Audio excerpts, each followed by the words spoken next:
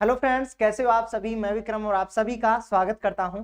दोस्तों, जैसे कि आवर्त सारणी के सीखने का सिलसिला जारी था और आज हम दोस्तों बात करेंगे आवर्त सारणी को। अब तक की क्लासों में यदि आप कंटिन्यू बन के मेरे साथ सीखा होगा, जाना होगा, समझा होगा, तो आज का जो टॉपिक है वो बहुत आसान है। वो आप लोगों की बहुत ही आसान तरीके से यहाँ से समझ में आ ही जाएगा यदि आप इसके पिछले लेक्चर में कंटिन्यू बने हुए थे। तो दोस्तों, आज हम यहाँ से जानेंगे कि किसी भी तत्व के परमाणु क्रमांक से संबंधित या परमाणु त्रिज्या से संबंधित हमें एग्जाम में क्वेश्चन जो पूछे जाते हैं वो किस प्रकार से क्वेश्चन पूछे जाते हैं, कौन कौन से क्वेश्चन पूछे जाते हैं, कहां से क्वेश्चन पूछे जाते हैं। कुछ इस प्रकार की बातों को आज हम यहाँ से पढ़ेंगे। फिर उसके बाद हम जानेंगे दोस्तों विद्युत धनात्मकता के बारे में और विद्युत ऋणात्मकता के बारे में। कहते किसे हैं, किस तत्व का परमाणु जो आकार होगा वो बड़ा होगा, किसका कम होगा। कुछ इस प्रकार की बातों को आज इस लेक्चर में हम पढ़ने वाले हैं। चलिए दोस्तों, लेक्चर को स्टार्ट करते हैं। जैसा कि आपके सामने है कि परमाणु आकार या परमाणु त्रिज्या। परमाणु आकार या परमाणु त्रिज्या की पहली खास बात यह होती है कि यदि हम आवर्त सारणी के बाएं हिस्से से यदि हम दाईं तरफ जाएं, जैसे कि आवर्त सारणी हमारे सामने ये है, इस आवर्त सारणी में हम लोग बाईं तरफ से यदि दाईं तरफ जाते हैं तो किसी भी तत्व का जो परमाणु क्रमांक होता है वो बढ़ता है। और बात यहां ये रही कि सर परमाणु क्रमांक कहा किसे जाता है। परमाणु क्रमांक जो होता है ये कहा जाता है कि स्वतंत्र परमाणु के नाभिक से बाह्यतम कोश जो होता है उस कोश के और नाभिक के बीच की जो दूरी होती है इस दूरी को परमाणु आकार कहा जाता है। और किसी भी तत्व का जो परमाणु आकार जो होता है वो परमाणु आकार या परमाणु त्रिज्या की यदि बातें की जाए तो परमाणु आकार या परमाणु जो त्रिज्या होती है ये आवर्त सारणी के बाएं से दाएं जाने पर बढ़ती है। इंपॉर्टेंट क्वेश्चन है, यहां से आपको एग्जांपल देके भी एग्जाम परीक्षाओं में पूछा जाता है कि किसी भी तत्व का जो परमाणु आकार जो होता है वो कब बढ़ता है या कब घटता है। यदि किसी भी आवर्त में, आवर्त आप लोग जानते हैं आवर्त होते हैं 7, यदि आवर्त में यदि हम बाईं तरफ से दाईं तरफ जाते हैं, बाएं से दाएं यदि हम जाते हैं तो परमाणु आकार या जो परमाणु जो त्रिज्या होती है उसमें क्या देखने को मिलती है, कमी देखने को मिलती है। यदि हम इसी प्रकार से किसी वर्ग में ऊपर से नीचे जाएं, वर्ग वर्ग होते हैं टोटल कितने, 18 होते हैं। यदि किसी वर्ग में ऊपर से यदि हम नीचे जाते हैं तो उसका परमाणु आकार या परमाणु जो त्रिज्या होती है वो मेरे दोस्त क्या होती हैं, बढ़ती हैं। क्या होती हैं, बढ़ती हैं। तो परमाणु आकार या परमाणु त्रिज्या के बारे में आप लोगों को कुछ इस प्रकार की बातें पूछी जाएं कि आवर्त सारणी में कब बढ़ती है कब घटती है, तो आवर्त सारणी के बाएं तरफ से दाईं तरफ जाने पर परमाणु आकार जो होता है इस परमाणु आकार में कमी देखने को मिलती है। जबकि किसी भी वर्ग में हम ऊपर से नीचे की तरफ जाते हैं, ऊपर से नीचे किस में जा सकते हैं, ऊपर से नीचे हम वर्ग में जाते हैं।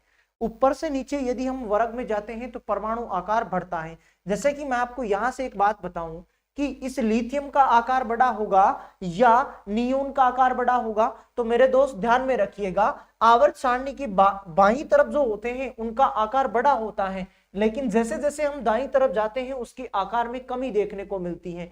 और नियोन यदि लिथियम की तुलना यदि हम दोनों की यहां से करें तो लिथियम का जो आकार होगा वो बड़ा होगा, किसकी तुलना में, नियोन की तुलना में। और यदि मैं एक और उदाहरण आप लोगों को बताऊं कि पोटेशियम और कैल्शियम की यदि हम बात करें कि पोटेशियम का आकार बड़ा होगा या कैल्शियम का आकार बड़ा होगा, तो पोटेशियम का आकार बड़ा होगा कैल्शियम की तुलना में, क्योंकि आवर्त सारणी में सबसे बाईं तरफ जो होता है उसका आकार बड़ा होता है। जैसे जैसे हम उसके दाहिनी तरफ जाते हैं आकार में कमी देखने को मिलती है। तो कुछ इस प्रकार की बातें जो यहां से लिखी गई थी उसको आप लोगों ने यहां से समझा होगा कि परमाणु आकार या परमाणु त्रिज्या जो होती है वो बाएं से दाएं जाने पर क्या होती है, कम होती है।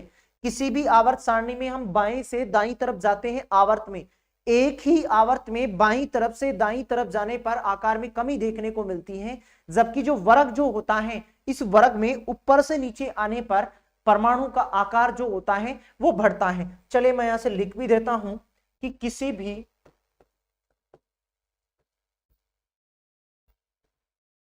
भी आवर्त में, किसी भी आवर्त में बाएं से दाएं जाने पर, बाएं से दाएं जाने पर, बाएं से दाएं जाने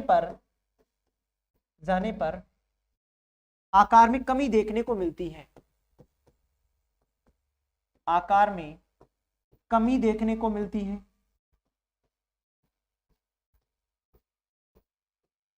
कमी देखने को मिलती है, कमी देखने को मिलती है। और यदि वर्ग की इसी प्रकार से हम वर्ग की बात करें कि वर्ग में क्या परिवर्तन दिखाई देता है, किसी भी वर्ग में, किसी भी वर्ग में ऊपर से नीचे जाने पर, ऊपर से नीचे जाने पर, नीचे जाने पर, ऊपर से नीचे जाने पर परमाणु के आकार में वृद्धि होती है, परमाणु के आकार में वृद्धि होती है। तो ये दो बात यहां से इंपॉर्टेंट थी, इनको आप लोगों ने यहां से समझ ही लिया होगा कि परमाणु आकार में कमी कब होती है और वृद्धि कब होती है। यदि आपको चार ऑप्शन देके अभी ऐसे पूछा जाए कि किसका आकार बड़ा होता है किसका कम होता है, तो वो आप लोग बता ही सकते हैं। जितना आवर्त सारणी में बाईं तरफ होगा उसका आकार उतना ही बड़ा होगा। तुलना किसकी करें हम, जो आवर्त सारणी के दाहिनी तरफ स्थित है उसकी यदि हम लोग तुलना करें तो। चले दोस्त आगे बढ़ते हैं। अब हम बात करते हैं यहां से विद्युत ऋणता के बारे में। किसके बारे में बात करेंगे, विद्युत ऋणता के बारे में बात करेंगे। अब बात पहली तो ये आती है कि सर विद्युत ऋणता कहा किसे जाता है। विद्युत ऋणता जो होता है, विद्युत ऋणता कहा जाता है किसी भी असमान परमाणु जो होते हैं, इन दो असमान परमाणुओं के मध्य बनने वाले जो रासायनिक बंध होता है, इस रासायनिक बंध के इलेक्ट्रॉनों को अपनी ओर आकर्षित करने का जो गुण होता है उसको मेरे दोस्त कहा जाता है विद्युत ऋणात्मकता। क्या कहा जाता है, विद्युत ऋणात्मकता कहा जाता है। बाकी जनरली आप लोग ध्यान में रखिएगा कि आवर्त सारणी में विद्युत ऋणात्मकता का जो गुण होता है वो बाएं से दाएं जाने पर, बाएं से दाएं जाने पर बढ़ता है। क्या होता है, जैसे जैसे हम बाईं तरफ से दाईं तरफ जाएंगे तो विद्युत ऋणात्मकता का मान बढ़ेगा। और यदि ऊपर से नीचे आते हैं, मतलब किसी भी वर्ग में ऊपर से हम लोग नीचे आते हैं तो उसकी विद्युत ऋणता में हमें कमी देखने को मिलती है। तो किसी भी आवर्त में यदि बाएं से दाएं जाते हैं तो उसका विद्युत ऋणता का जो गुण होता है वो क्या होगा मेरे दोस्त, बढ़ेगा। और किसी भी वर्ग में ऊपर से नीचे हम आते हैं किसमें, वर्ग में, और बाएं से दाएं जा सकते हैं हम किसमें, आवर्त में जा सकते हैं। तो एक ही आवर्त में बाएं से दाएं जाने पर उसकी विद्युत ऋणात्मकता का मान बढ़ेगा। बाएं से दाएं जाने पर विद्युत ऋणात्मकता का गुण, विद्युत ऋणात्मकता का गुण बढ़ता है। क्या होता है मेरे दोस्त, बढ़ता है। इसके अलावा एक बात और आपको यहां से सीखनी होगी कि जो आवर्त सारणी में जो फ्लोरीन जो होता है, ये रहा आपके पास, ये जो फ्लोरीन होता है, इसे फ्लोरीन की विद्युत ऋणता सबसे ज्यादा होती है। और जो यहाँ फ्रेंसियम होता है, इस फ्रेंसियम की विद्युत ऋणता सबसे कम होती है। दो इंपॉर्टेंट पॉइंट और हैं, इनको भी आप नोट कर लें कि आवर्त जो सारणी होती है, इस आवर्त सारणी में फ्लोरीन की विद्युत ऋणता सबसे ज्यादा होती है। और फ्रेंसियम जो होता है, जो वर्ग नंबर 1 में स्थित होता है, इसका यदि हम विद्युत ऋणता की तुलना करें तो सबसे कम देखने को मिलता है। चलिए तो इस बात को लिख लेते हैं। फ्लोरीन की विद्युत ऋणता, फ्लोरीन की विद्युत ऋणता, विद्युत ऋणात्मकता सबसे ज्यादा होती है। क्या होती है, सबसे ज्यादा होती है। तो आपको कई बार एग्जाम में ऐसे पूछा जाता है कि आवर्त सारणी में निम्नलिखित में से बाएं से दाएं जाने पर कौन सा गुण बढ़ता है, कौन से गुण में कमी होती है। तो कुछ इस प्रकार की जो तमाम बातें हैं उनके बारे में आप लोग वहां से बता सकते हैं, यदि इस प्रकार की यदि बेसिक बातें आपको पता है तो। चलिए दोस्त आगे बात करते हैं हम विद्युत धनात्मकता के बारे में बात करें। विद्युत धनात्मकता जो होती है ये आवर्त सारणी में बाएं से दाएं जाने पर कमी होती है और ऊपर से नीचे आने पर विद्युत धनात्मकता का जो मान होता है वो बढ़ता है। चलिए मैं यहाँ से लिख भी देता हूं, बाकी आप लोग यहाँ से देख ही पा रहे होंगे कि आवर्त सारणी में, आवर्त सारणी में बाएं से दाएं जाने पर, बाएं से दाएं जाने पर विद्युत ऋणता के मान में कमी होती है। विद्युत ऋणता नहीं, विद्युत धनात्मकता, विद्युत धनात्मकता में कमी होती है।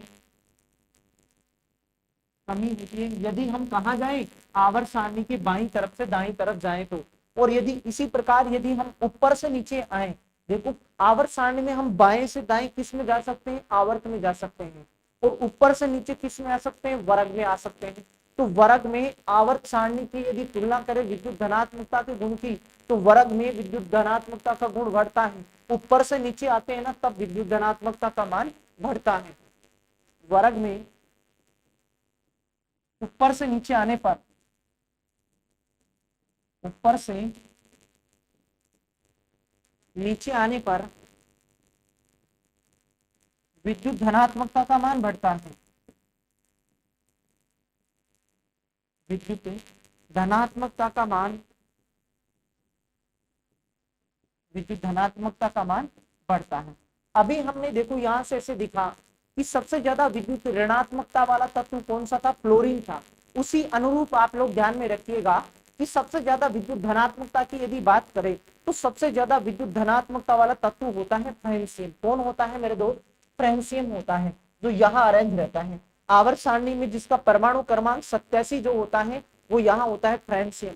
फ्रेंसियम में विद्युत धनात्मकता का गुण सबसे ज्यादा होता है। और फ्लोरीन जो होता है, इस फ्लोरीन में विद्युत ऋणात्मकता का मान सबसे ज्यादा होता है। चलिए, तो यहाँ से आपको एग्जाम में भी क्वेश्चन पूछे जाते हैं मेरे दोस्त कि सबसे ज्यादा विद्युत धनात्मकता किसमें होती है। यहाँ से लिख लीजिएगा,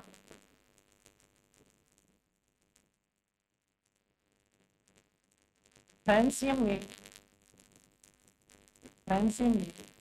विद्युत धनात्मकता का गुण, विद्युत धनात्मकता का गुण सबसे ज्यादा होता है, सबसे ज्यादा होता है। कुछ इस प्रकार की बातें हमें एग्जाम में पूछी जाती हैं। तो अब तो आप लोग बता ही सकते हैं, बहुत सी आसान तरीकों से मैंने सिखाने का प्रयास किया है। और यदि आवर्त सारणी के सभी टॉपिक्स में यदि आप 1 बाय 1 करके यहाँ तक यदि पहुंचे हैं तो बहुत ही आसान तरीके से आप लोग इन चीजों को समझ भी पाए होंगे। और यदि आज ही आप इस टॉपिक में नए बने हुए हैं तो पहले आवर्त सारणी के सभी वीडियोज को देखते हुए आइएगा, जिससे कि आपको ये पता चले वर्ग क्या होता है, आवर्त क्या होता है। कुछ इस प्रकार की बेसिक बातें यदि आप लोगों को पता होंगी तो आप उन चीजों को सरलता से जान लेते हैं। तो आज आपने जाना है परमाणु आकार के बारे में, कि परमाणु जो आकार होता है वो क्या होता है, कहाँ बढ़ता है।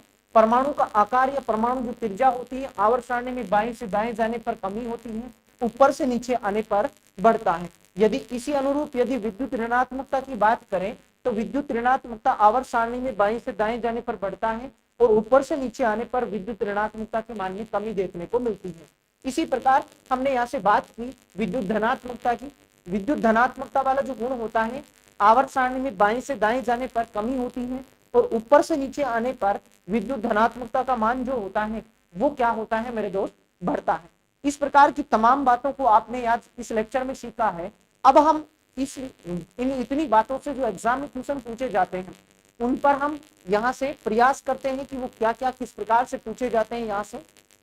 जैसा कि फर्स्ट नंबर का जो क्वेश्चन है आपके सामने है, और उसमें पूछा है कि तत्वों में सबसे बड़ा परमाणु, मतलब किसका आकार सबसे बड़ा है। यदि अभी हमने परमाणु क्रमांक की जुड़ी हुई जो बातें पढ़ी थी, यदि वो आप लोग यहाँ से जाने होंगे तो क्वेश्चन का जवाब मात्र 2 सेकंड का ही है, लगा ही सकते थे आप लोग। तत्वों में सबसे बड़ा परमाणु कौन सा है, तो मैंने आपको परमाणु क्रमांक के इसमें परमाणु आकार में ऐसे बताया था कि परमाणु आकार होता है जैसे जैसे हम आवर्त सारणी में दाईं तरफ जाते हैं आकार में कमी देखने को मिलती है। और यदि हम ऊपर से नीचे की तरफ आते हैं तो ऊपर से नीचे आने पर परमाणु का आकार जो होता है ये हमें क्या दिखता है, बढ़ता हुआ दिखाई देता है। अब देखते हैं कि कौन सा यहाँ सबसे नीचे की तरफ स्थित होगा, उसका आकार बड़ा होगा। हाइड्रोजन की बात करें, हीलियम, लिथियम। लिथियम तो देखो हाइड्रोजन का तो आकार छोटा होगा लिथियम की तुलना में, ये तो यहीं से बाहर हो गया। फिर बात करते हैं ऑक्सीजन और फ्लोरीन की। चलो आपको आवर्त सारणी दिखाने की नौबत आएगी, लिथियम, ऑक्सीजन और फ्लोरीन कहाँ होते हैं, देखिएगा। देखें ये आवर्त सारणी आप लोग देख रहे होंगे यहाँ से। देखो एक तो ऑक्सीजन के बारे में कहा गया है हमें ऑप्शन में, एक तो ऑक्सीजन दिया गया है, एक हमें दिया गया है क्या, हमें दिया गया था यहाँ से, और क्या दिया गया था, फ्लोरीन दिया गया था। क्या दिया गया था, फ्लोरीन दिया गया था। फ्लोरीन यहाँ है, और एक दिया गया था हमें क्या, लिथियम, जो लिथियम यहाँ प्रेजेंट है। और हाइड्रोजन, हाइड्रोजन की तुलना तो यदि अपन यहीं से करते तो बता ही सकते थे कि लिथियम का आकार बड़ा होगा। फिर मैंने आपको इसे कहा था कि आवर्त सारणी में बाएं से दाएं जाने पर आकार में कमी होगी, तो अब सबसे बड़ा आकार किसका होगा? लिथियम का होगा, क्योंकि ये सबसे बाईं तरफ स्थित है। तो अब बता सकते थे, यदि इतनी बातों को यदि आज इस लेक्चर में आप लोगों ने सीखा था तो आप लोगों का यहाँ से सही जवाब होता है मेरे दोस्त कौन सा? भी यहाँ से सही जवाब को टिक कर सकते थे। इस प्रकार का क्वेश्चन आपको रेलवे ग्रुप डी के एग्जाम में पूछा गया है। आगामी आने वाले दिनों में भी रेलवे के बहुत सारे पेपर लगने वाले हैं, कुछ इस प्रकार की बातें ही आपको पेपरों में देखने को मिलेंगी। चलिए दोस्त अगले क्वेश्चन की तरफ बढ़ते हैं। अगला क्वेश्चन था निम्न में से बड़े आकार का परमाणु कौन सा है? अब हमें यहाँ से ये बताना था, जो ऑप्शंस आप लोगों को दिए गए हैं कि इनमें सबसे बड़ा परमाणु किसका है, यानी कि सबसे बड़ा आकार किसका है। तो हमने ऐसे जाना था कि आवर्त सारणी में बाईं से जैसे जैसे दाईं तरफ चलते हैं आकार में कमी देखने को मिलती है। चलिए बात कर लेते हैं कि ये सारे के सारे होते हैं, ये कहाँ स्थित होते हैं।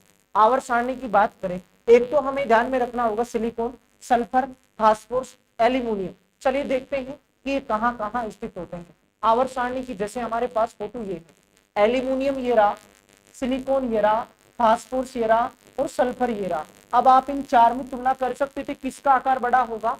एल्यूमिनियम का आकार बड़ा होगा, क्योंकि हम जैसे जैसे आवर्त सारणी में बाएं से दाईं तरफ जाते हैं आकार में कमी देखने को मिलती है। एल्यूमिनियम से सिलिकॉन के पास जाएंगे आकार कमी होगा, इससे फास्फोरस में जाएंगे आकार में कमी देखने को मिलेगा, सल्फर के पास जाएंगे तो आकार में कमी देखने को मिलेगा। सबसे बड़ा आकार किसका होगा मेरे दोस्त? यहाँ से एल्यूमिनियम का होगा। तो अब यहाँ से सही जवाब आप लोग टिक कर ही सकते थे कि सर यहाँ से सही जवाब हमारा होगा क्या? ये होगा एल्यूमिनियम होगा। क्या होगा मेरे दोस्त? एल्यूमिनियम होगा। तो बता ही सकते थे कि सर हमारा यहाँ से सही जवाब होने वाला है। इसी प्रकार हंसते मुस्कुराते अगले क्वेश्चन की तरफ मैं आपको लेकर चलता हूँ। अगला क्वेश्चन देखिएगा क्या है। ऑक्सीजन, सल्फर और सीलियम तत्वों के परमाणु आकारों का सही क्रम क्या है? इनके परमाणु तत्वों के जो आकार होता है इन आकार के बारे में पूछा गया है। तो बता ही सकते थे हम लोग, यदि परमाणु आकार के बारे में आपने ऐसे जाना है कि आवर्त सारणी में बाईं से दाईं जाने पर आकार में कमी देखने को मिलती है, जबकि ऊपर से नीचे आते हैं तो आकार में हमें वृद्धि देखने को मिलती है। देखते हैं कि ऑक्सीजन, सल्फर वगैरह ये कहाँ स्थित होते हैं। आवर्त सारणी ये रही आपके सामने, ये देखो ऑक्सीजन ये रहा, सल्फर ये रहा, सीलियम ये रहा, और हमें और एक और ऑप्शन में दिया गया था। वो ऑप्शन में क्या था हमारे पास? यहाँ ऑप्शन में ये तीनों ही थे, ये तीनों थे, ऑक्सीजन था, सल्फर था, एक था सीलियम। तो इनमें बता सकते हैं जैसे जैसे हम ऊपर से नीचे की तरफ आते हैं आकार बड़ा हमें देखने को मिलता है। तो आकार सबसे बड़ा होगा किसका? सीलियम का होगा। फिर इससे छोटा होगा किसका? सल्फर का। और फिर इससे छोटा होगा किसका? ऑक्सीजन का होगा। इस प्रकार का हमें कहीं ना कहीं ऑप्शन में मिल ही रहा होगा, वो हम लोग यहाँ से बता सकते थे। चलिए देखते हैं, ये रहा, देखो ये रहा, सीलियम हो गया, ऑक्सीजन हो गया, सल्फर हो गया। तो इनमें से अब ऑप्शन में चुनना था हमारे को कौन सा ऑप्शन। यहाँ अभी मेरे साथ यदि देखा था आप लोगों ने तो मैंने आपको बताया था ओ से टी को कुछ इस प्रकार का जो वर्ग था वो आ ही रहा था। सबसे ऊपर था कौन? ऑक्सीजन, फिर उसके नीचे था कौन? सल्फर, और फिर था कौन? सीलियम था। अब हमारा सही जवाब मेरे दोस्त होता कौन सा? बी हमारा सही जवाब होता। कि यहाँ सबसे बड़ा आकार होगा किसका? सीलियम का, फिर उससे छोटा होगा सल्फर का, फिर उससे छोटा होगा किसका? ऑक्सीजन का। क्योंकि हम किसी भी वर्ग में ऊपर से नीचे आते हैं तो परमाणु आकार में वृद्धि देखने को मिलती है, लेकिन यहाँ इस प्रकार से वृद्धि करवाना था तो कर ही सकते थे आप लोग। चलिए दोस्त बढ़ते हैं अगले प्रश्न की तरफ। अगले क्वेश्चन में हम लोगों को पूछा गया था चौथे आवर्त में निम्न में से किस तत्व की परमाणु त्रिज्या सबसे छोटी होगी? परमाणु त्रिज्या मतलब आकार सबसे छोटा किसका होगा? देखते हैं कि कहाँ कहाँ ये स्थित होते हैं। एक तो क्लोरीन दिया गया है, फ्लोरीन दिया गया है, आयोडीन और ब्रोमीन दिया गया है। देखो आप लोगों ने ऐसे पढ़ा होगा वर्ग में, फिर, चल, बाहर, आई, अंटी, कुछ इस प्रकार के देखा होगा। तो यही से आप लोग बता ही सकते थे, क्लोरीन होगा, क्लोरीन, ब्रोमीन, ब्रोमीन ये रहा,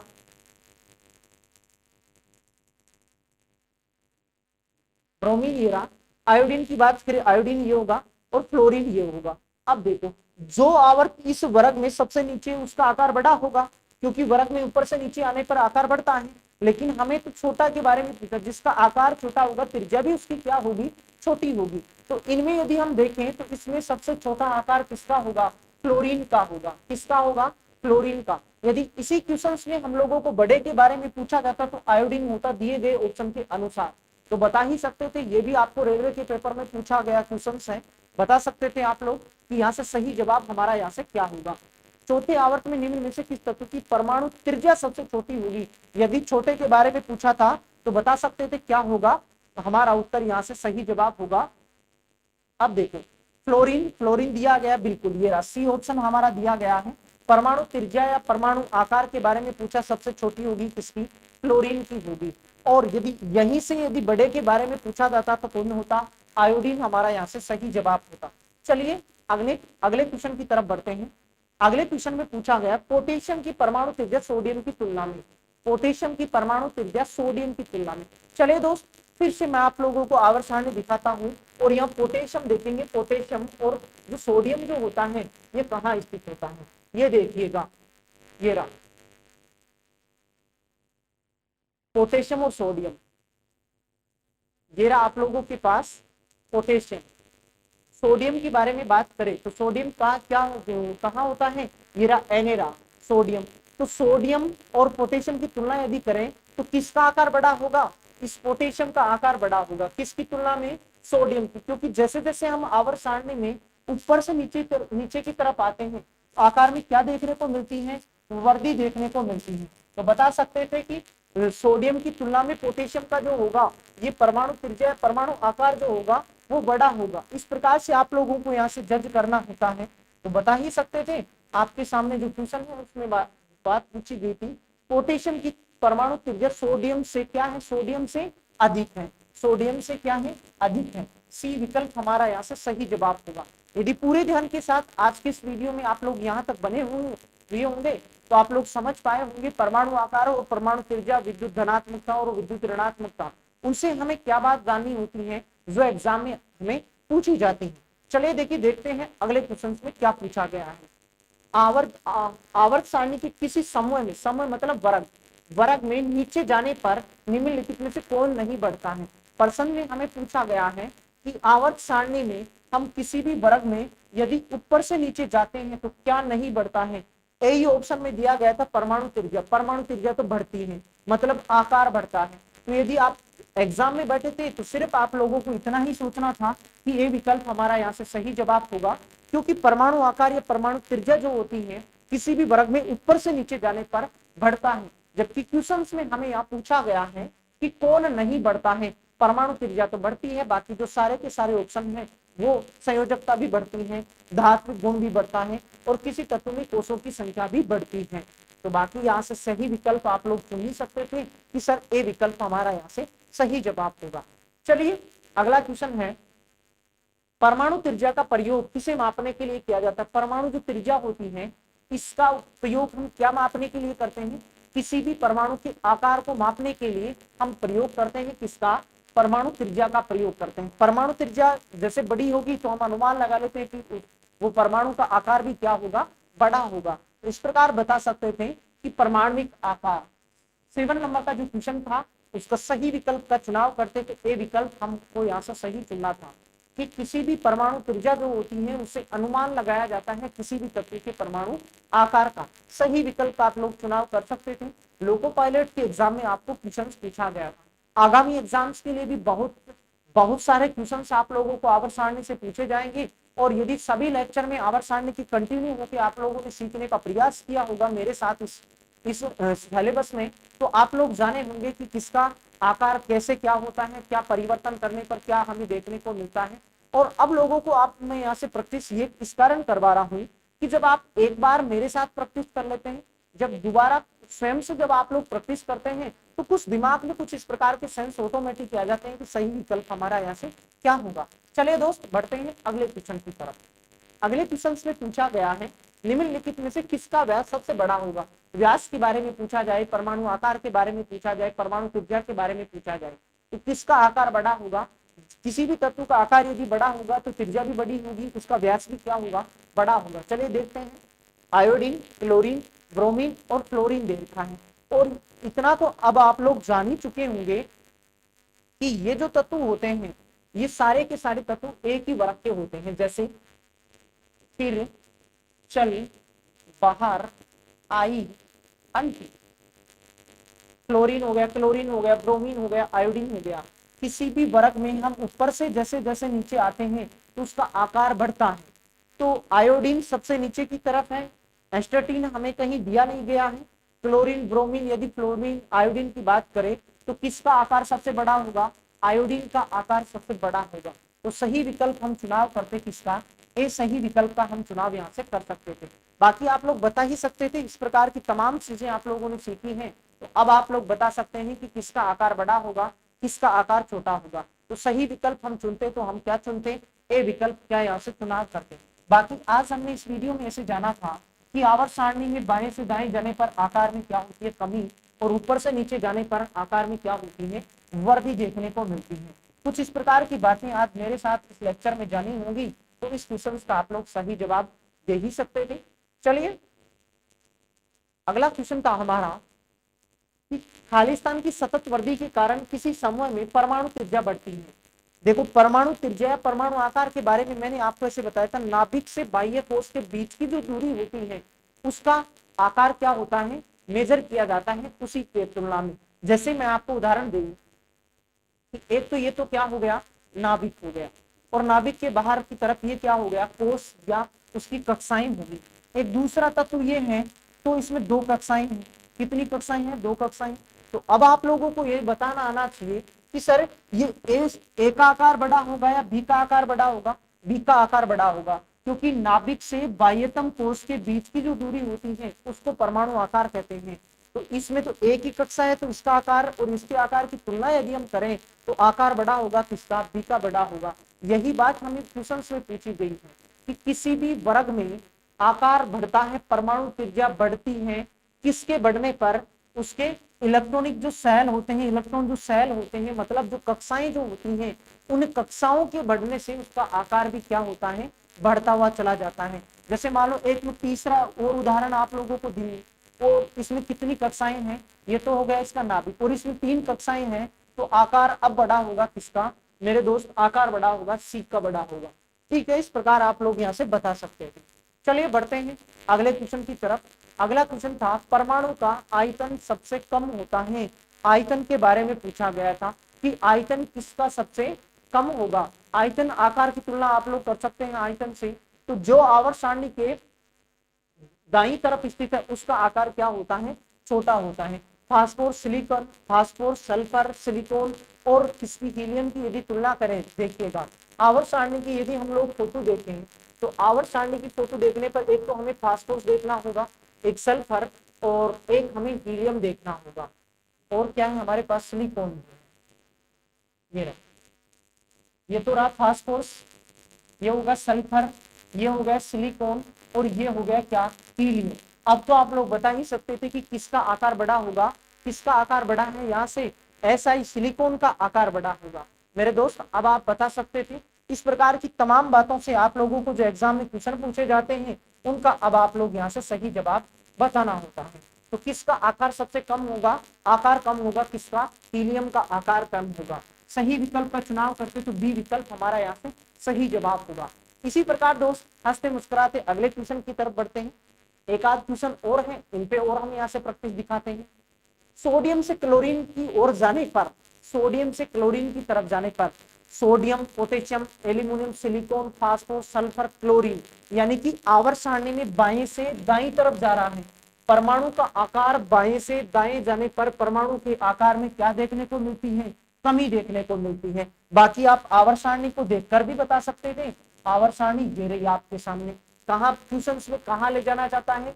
यहाँ से सोडियम से कहाँ लेकर जाना चाहता है? हमें क्लोरीन की तरफ लेकर जाता है। तो आकार में क्या देखने को मिलेगी? कमी देखने को मिलेगी, क्योंकि आवर्त सारणी जो होती है हमारी, इस आवर्त सारणी में यदि हम कहां से कहां जाएं, बाएं से दाएं जाने पर आकार में कमी देखने को मिलती है।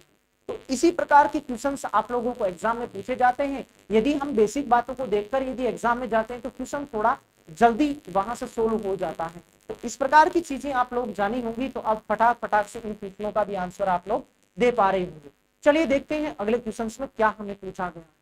जब आप आवर्त सारणी में ऊपर से नीचे जाने पर सार धातुओं का आकार वर्ग नंबर जो 1 होता है, पीछे आप लोगों ने पढ़ा था कि वर्ग नंबर जो 1 होता है, हेलिना के रब से फरियाद, हेलिना के फरियाद, इस प्रकार की जो चीजें थी, इस प्रकार के जो तत्व थे, उनके बारे में पूछा गया है कि ऊपर से नीचे जाने पर ये सार धातु, सार मर्दा धातु, चाहे से हेलोजन तत्व किसी में भी हो, किसी में भी जाइएगा, यदि आप लोग ऊपर से नीचे की तरफ जाते हैं तो उसका आकार हमेशा क्या होता है, बढ़ता है।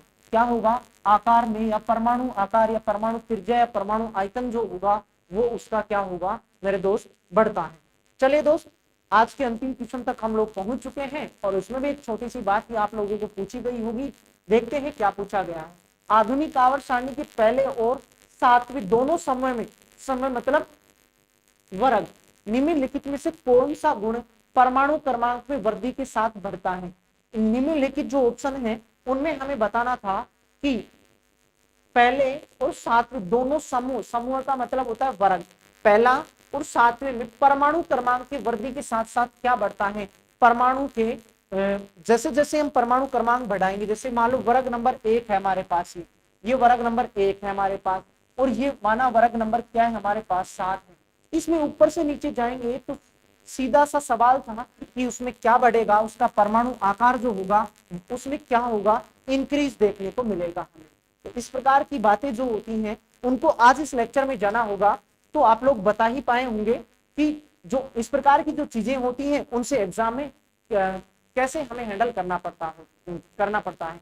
इस प्रकार दोस्तों आज इस लेक्चर में आपने जाना होगा परमाणु क्रमांक और परमाणु जो त्रिज्या होती है, विद्युत धनात्मकता, विद्युत ऋणात्मकता होती है, ये क्या होते हैं, किस प्रकार से हमें पिछली परीक्षाओं में यहाँ से क्वेश्चन देखने को मिले हैं। तो इस प्रकार आवर्त सारणी के सीखने का सिलसिला खत्म हो ही चुका है। यदि आवर्त सारणी के सभी वीडियोस में यदि आप क्रम से बने हुए होंगे तो तमाम बातों को आप लोगों ने जाना होगा। इस प्रकार दोस्तों इसके अगले वीडियो में फिर से मुलाकात करता हूं, तब तक के लिए आप सभी का तहे दिल से धन्यवाद।